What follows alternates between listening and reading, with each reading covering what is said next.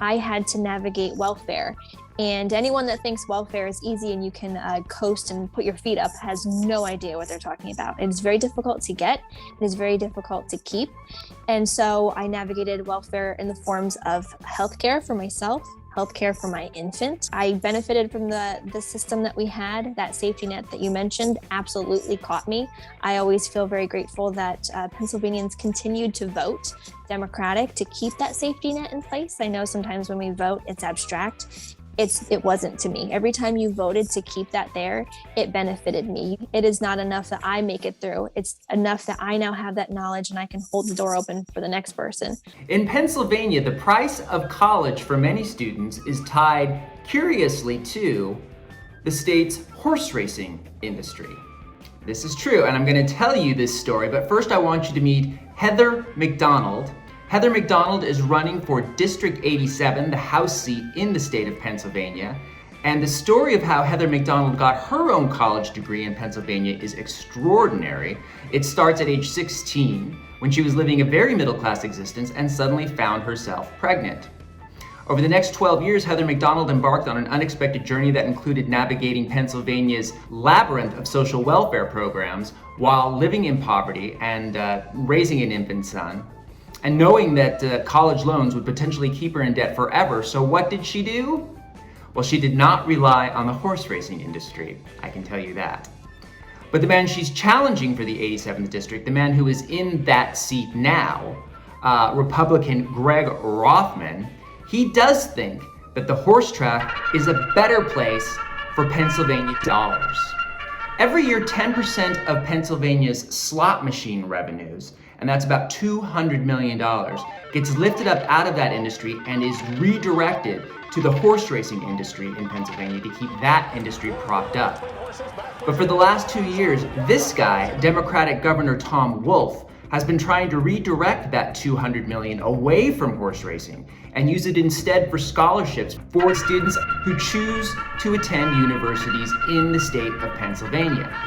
The deal is that for every year that they get a scholarship to attend school, they then have to live a year in the state of Pennsylvania after they graduate.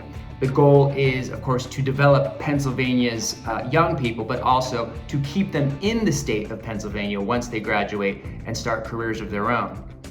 And I think it's important right now to talk a little bit about Pennsylvania and the education system. It's not great news for you guys, sorry Keystone State. In terms of tax dollars spent on higher education, state by state, Pennsylvania ranks near the absolute bottom, 47th out of 50 states.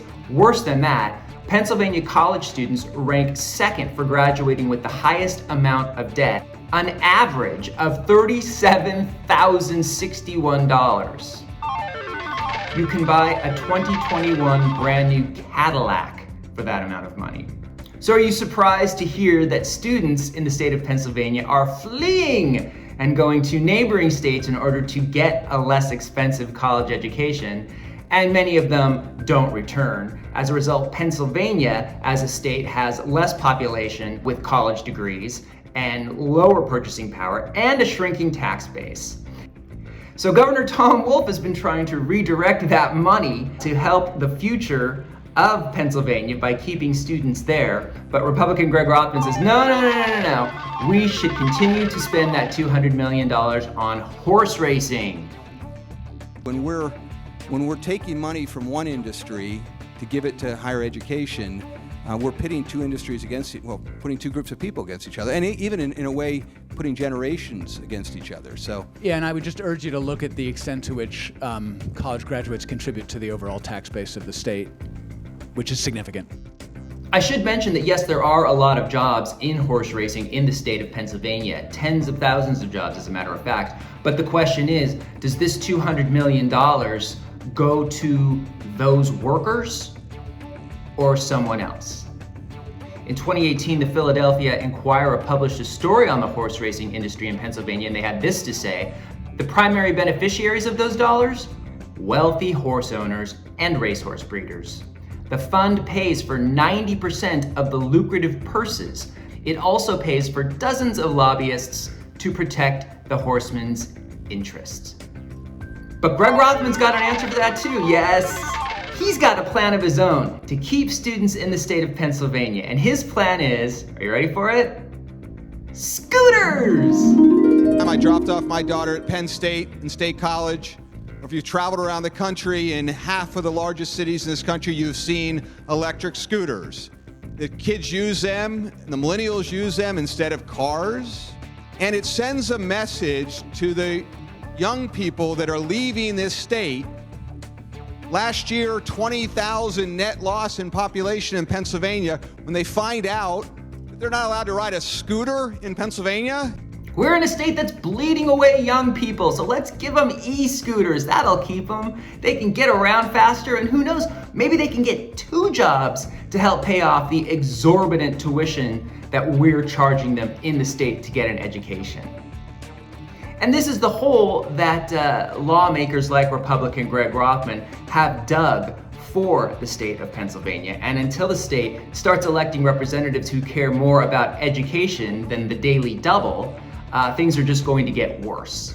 And that is why Pennsylvania should be paying very close attention to this young woman, Heather MacDonald.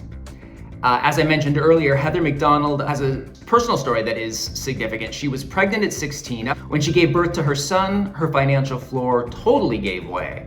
That led her to manage through a brand new existence, an existence of poverty. Heather credits social safety nets for keeping her and her son afloat.